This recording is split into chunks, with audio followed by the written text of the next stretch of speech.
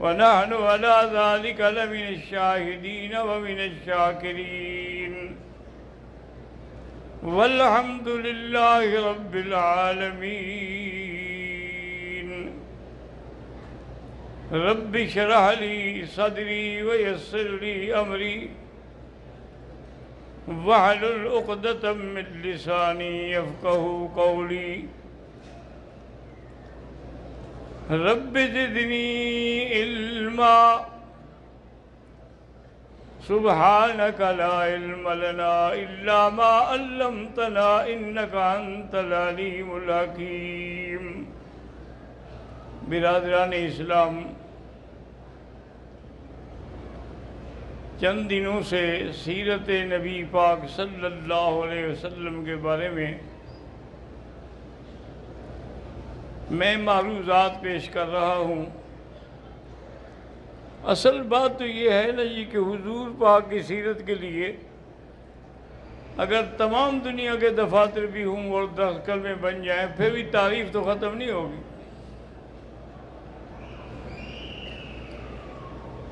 اسی لیے ایک بزرگ نے بڑی اچھی بات کی کہ بعد از خدا بزرگ تو ہی قصہ مختصر،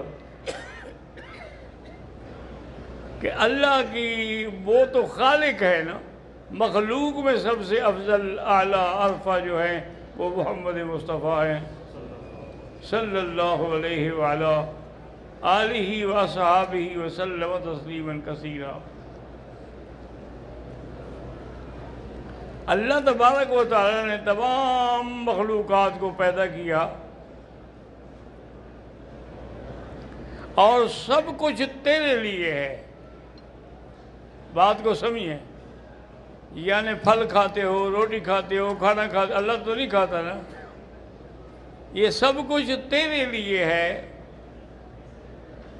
تمام دنیا کی چیزیں، ہوائیں ہیں، فضائیں ہیں، سورج ہے، چاند ہے، دن ہے، رات ہے، دریا ہیں، آبادی ہیں، سب تیرے لیے ہے. هو الذی خلق لکم ما فی الارض جمیعا، جو کچھ زمین میں سب تمہارے لیے. تو اب خلاصہ یہ نکلا کہ تیرا سب کچھ تیرے لیے ہے اور تو اللہ کے لیے ہے.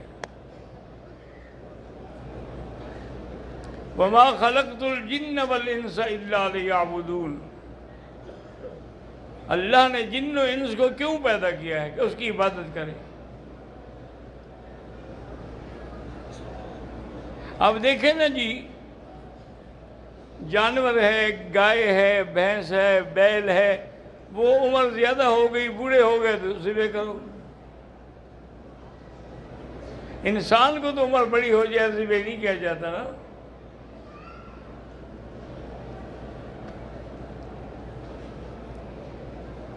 اور پھر ہم کس طرح یہ جانیں گے کہ بھئی اللہ کس بات سے راضی ہوتا ہے اور کس سے ناراض ہوتا ہے؟ ہمیں کیا پتہ ہے؟ تو اس لیے اللہ نے نظام نبوت جاری فرمایا. حضرت آدم علیہ السلام سے لے کر حضور صلی اللہ علیہ وسلم تک جتنے پیغمبر آئے ہیں وہ یہی بتانے آئے ہیں کہ اللہ کے یہ احکام ہیں. ہر پیغمبر کی شریعت الگ ہے لیکن دین ایک ہے.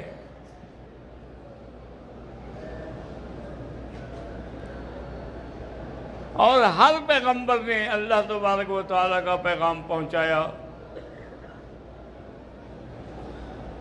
سب سے آخری نبی سیدنا محمد صلی اللہ علیہ وسلم جب تشریف لائے تو اللہ نے آپ کے لیے تمام دین کی باتیں اور نعمتیں سب مکمل کر دی. اسی لیے حجۃ الوداع کے موقع پر اللہ نے یہ آیت نازل فرمائی، الیوم اکملت لکم دینکم وَأَتْمَمْتُ عَلَيْكُمْ نِعْمَتِي وَرَضِيتُ لَكُمُ الْإِسْلَامَ دِينًا، کہ آج اللہ نے تمہارے لیے دین مکمل کر دیا ہے، نعمتیں پوری کر دی ہیں، اور دین اسلام سے ہی اللہ راضی ہے، اس کے علاوہ کوئی اور دین نہیں. ان الدین عند اللہ الاسلام، اللہ کے یہاں جو دین قبول ہے وہ اسلام ہے. وَمَن يَبْتَغِ غَيْرَ الْإِسْلَامِ دِينًا فَلَن يُقْبَلَ مِنْهُ، اسلام کے علاوہ اگر کوئی دین ہو تو اللہ قبول نہیں کریں گے.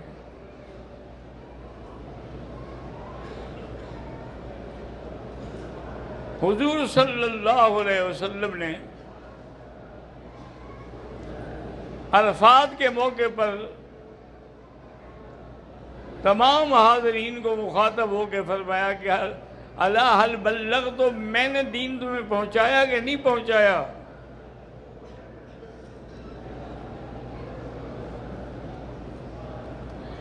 تو صحابہ نے جواب میں عرض کیا لقد بلغت الرسالۃ وادیت الامانۃ ونصحت الامۃ،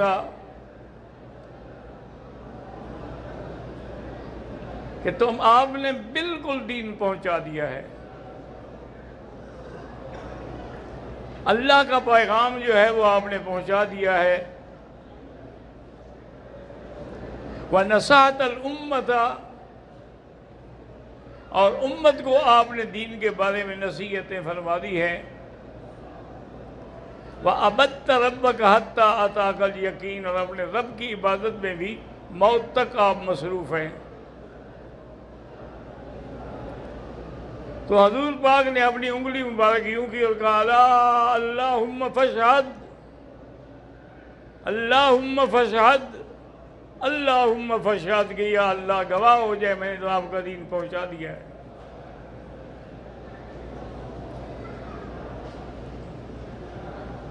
اور مسلمانوں کے لیے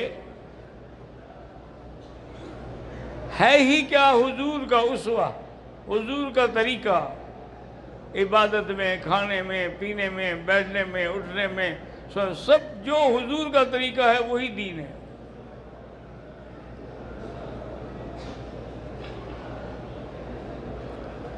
حضرت حذیفہ بن یمان رضی اللہ عنہ سفیر بن کے کسریٰ بادشاہ کے پاس گئے، تو بادشاہوں کی عادت کے مطابق کھانے پہ انہوں نے بلایا.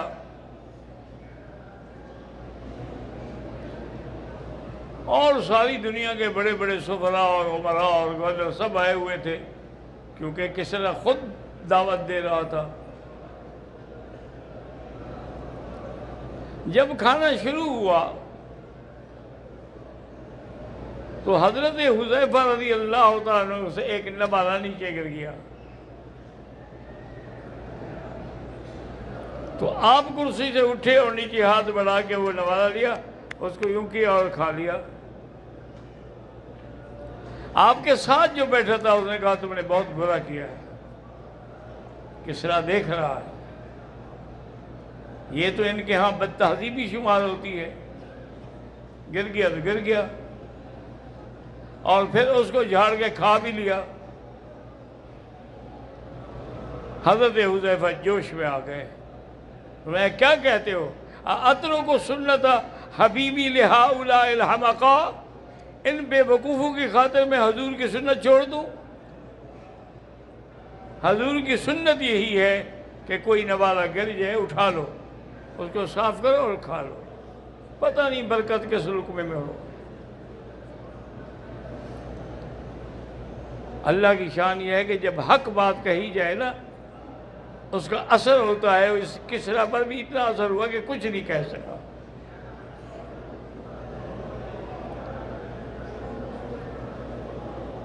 حضرت عثمان رضی اللہ تعالیٰ عنہ جب حضور کی طرف سے سفیر بن کے گئے مکہ مکرمہ کے صلح کرا دیں، صلح حدیبیہ پر حضور کا لشکر موجود ہے، عمرہ کر رہے ہیں. حضرت عثمان کے بھائی بھی اس وقت وہاں موجود تھے اور زندہ تھے. وہ آئے، انہوں نے بڑا استقبال کیا، بھائی تھا آخر. تمام مکے کے بڑے بڑے صنادید، بڑے بڑے سرداروں کو دعوت دی. بھائی حضرت عثمان آئے، ان سے بات تو کرو نا، مانو یا نہ مانو تمہاری مرضی ہے، ان کی بات سنیں آپ. جب جانے لگے تو آپ کی چادر مبارک جو تھی نا وہ چھوٹی پنڈلی تک تھی. تو بھائی نے کہا عثمان یہ یہاں عیب سمجھا جاتا ہے، آپ چادر ذرا ڈھیلا کر کے نیچے کر رہے ہیں. یہاں اچھے لوگ جو ہیں وہ چادر ہونے کی بالکل پاؤں سے بھی نیچے ہوتی ہے.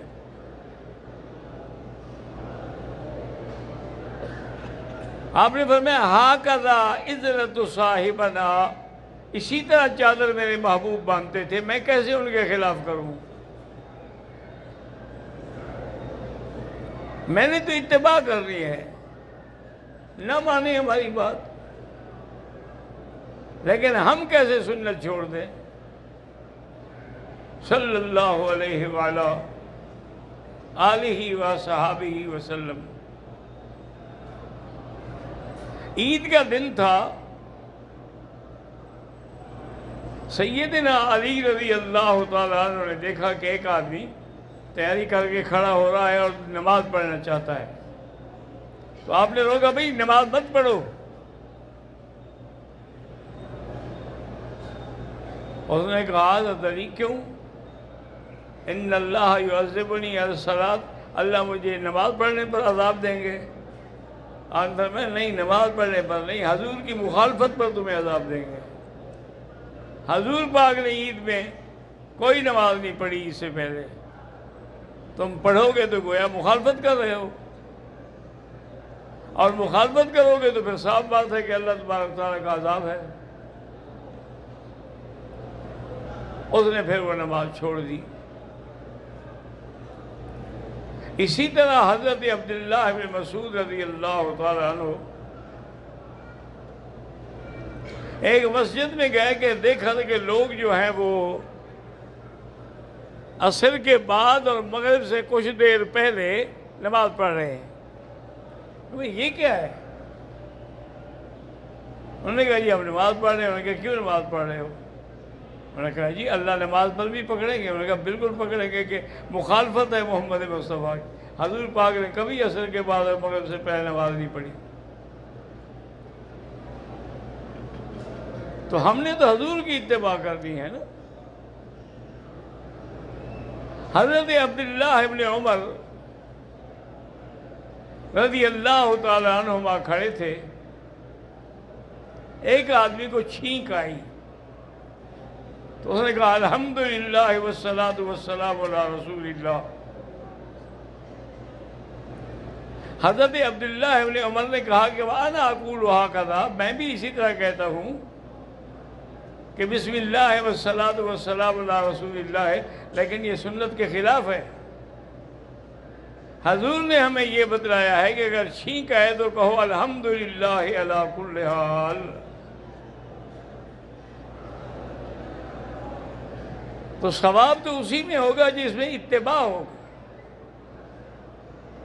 اگر اتباع نہیں ہوگی تو پھر وہ عمل جو ہے وہ بدعت ہوگا.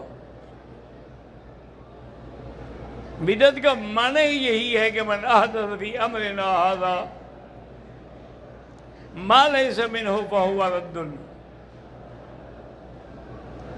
آج کل ہمارے بہت سارے بھائی کہہ دیتے وہ جی آپ نے گھڑی پہنی ہوئی ہے، آپ نے یہ اترا پہنا ہوا ہے، حضور نے پہنا تھا تو یہ بھی تو بدعت ہے. اب آپ لوگوں کو تو پتہ نہیں ہوتا نا مسائل کا بیچاروں کو. بھائی بدعت ہوتی ہے جو دین کے بارے میں بنائی جائے، یہ تو لباس ہے، دین تو نہیں ہے. یہ من احدث فی امرنا ھذا، یعنی دین کے مسئلے میں اگر وہ زیادتی کرتا ہے تو اس کے بعد یہ ہے کہ وہ بدعت ہے. اور بدعت جو ہے وہ اتنی بری چیز ہے، حضور نے فرمایا شر الامور محدثاتھا، سب سے بری بات جو ہے وہ بدعت ہے.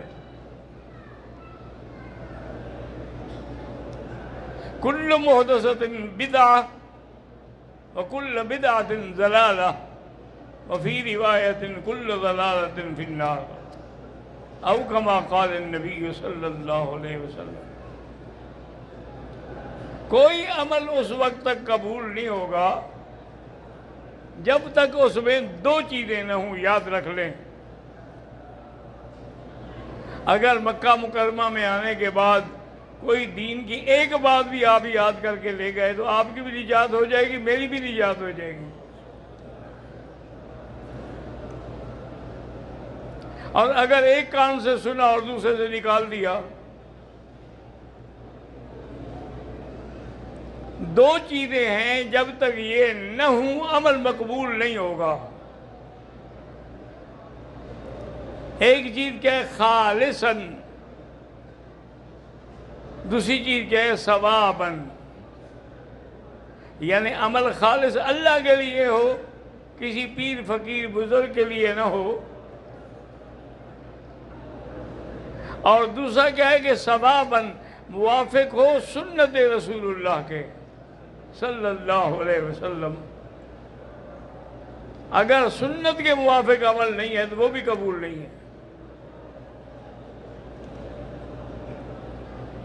بلکہ جن لوگوں نے بدعات ایجاد کی ہیں، حضور نے فرمایا کہ مدینہ منورہ جو ہے عیر سے سور تک یہ حرم ہے، من احدث فیہا حدثا، جس نے اس میں بدعت کی،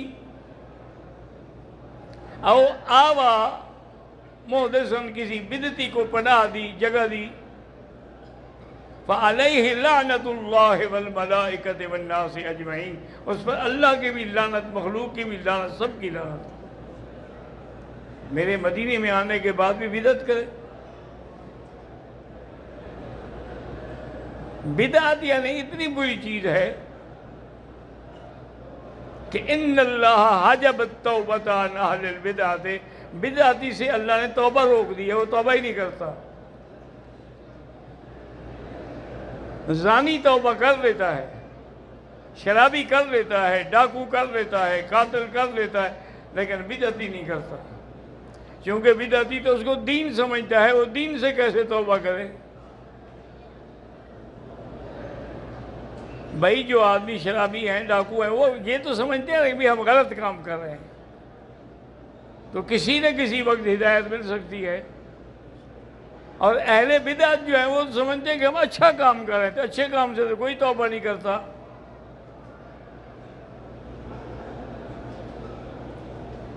ایک حدیث میں اتنا سخت لفظ ہے، حضرت انس رضی اللہ تعالیٰ عنہ فرماتے ہیں کہ ہمیں حضور نے فرمایا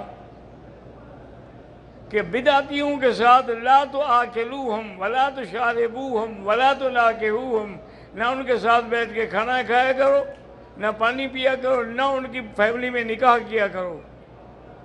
لا تصلوا علیہم ولا تصلی علینا، نہ ان پر تم نماز جنازہ پڑھو، نہ وہ تم پر پڑھیں۔ اور جو بدعتی ہے لا يقبل اللہ منہ حجۃ ولا عمرۃ ولا صرفا ولا عدلا، نہ اس کا حج قبول ہوتا ہے، نہ عمرہ قبول ہوتا ہے، نہ فرض قبول ہوتا ہے، نہ نفل قبول ہوتی ہے۔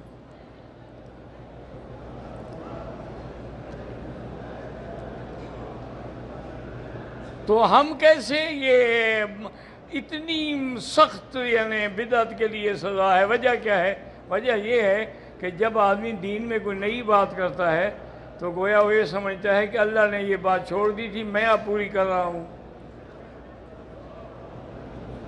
یا وہ یہ سمجھتا ہے کہ نعوذ باللہ حضور پاک نے ہمیں یہ بات نہیں بتائی، پورا دین نہیں پہنچایا، یہ بات رہ گئی تھی جو اب میں پوری کر رہا ہوں، تو گویا وہ رسالت میں بھی توحید میں بھی ضرب لگا رہا ہے، اس لیے اس کے لیے اتنی بڑی سزا ہے۔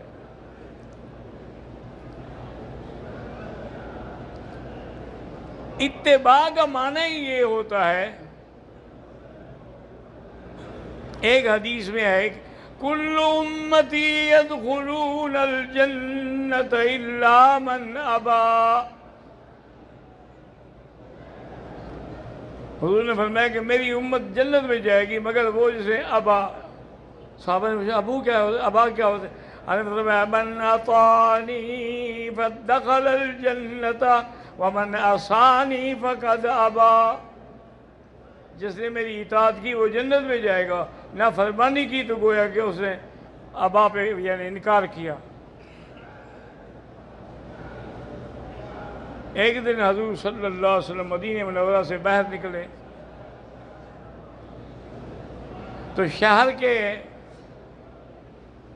آخر میں دیکھا کہ ایک بنگلہ بنا ہوا ہے. حضور نے فرمایا بھئی یہ کس کا بنگلہ ہے؟ پہلے تو نہیں تھا یہ. انہوں نے کہا جی فلاں صحابی کو کاروبار میں اللہ نے برکت دی ہے تو اس نے اپنے لیے ایک جگہ بنائی. حضور نے فرمایا اسے اچھا نہیں کیا. دنیا میں رہنے کے لیے تو بس کچا کوٹھا بھی کافی ہے. حضور کے گھر مبارک کیا تھے؟ کچے تھے، چھڑیوں کی چھت تھی، دروازے کے بجائے ٹاٹ لٹکا ہوا تھا. یہ بات جو ہے اس صحابی کو پہنچی جس نے بنگلہ بنایا تھا. حالانکہ حضور نے پھر منع نہیں کیا کہ توڑ دو یا ایسا کرو ایسا کرو، کچھ نہیں کہا، بس ناراضگی کا اظہار کیا. اس نے جناب سارا بنگلہ توڑ پھوڑ دیا. کافی دنوں کے بعد حضور کا گزر ہوا. حضور نے فرمایا بھئی یہاں ایک بنگلہ تھا. انہوں نے کہا حضور اس کو آپ کی ناراضگی کا پتہ چلا ہے اور اس نے وہ توڑ ڈالا ہے. یہ تھی اتباع کہ فرمایا بھی نہیں، صرف اشارہ کیا ہے. ایک دن آپ جمعہ کا خطبہ دے رہے تھے. عبداللہ ابن مسعود رضی اللہ تعالیٰ عنہ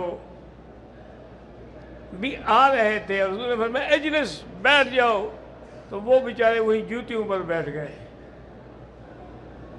حضور کی نظر پڑی. آپ نے فرمایا تم وہاں کیوں بیٹھے ہو؟ انہوں نے کہا جی آپ نے تو فرمایا بیٹھ جاؤ. انہوں نے کہا میں نے آپ سے تو نہیں کہا تھا. انہوں نے کہا جی اب اس کا فیصلہ کون کرتا؟ میں نے سنا بیٹھ جاؤ، بیٹھ گیا بس. یہ تھی اتباع صحابہ کی، کھانے میں، پینے میں، بیٹھنے میں، اٹھنے میں. لقد کان لکم فی رسول اللہ اسوۃ حسنہ. دعا کریں اللہ ہمیں حضور کی محبت نصیب فرمائے اور حضور کی اتباع نصیب فرمائے، اور قیامت میں اللہ حضور کے ہاتھوں سے حوض کوثر پلائے اور جنت نصیب فرمائے.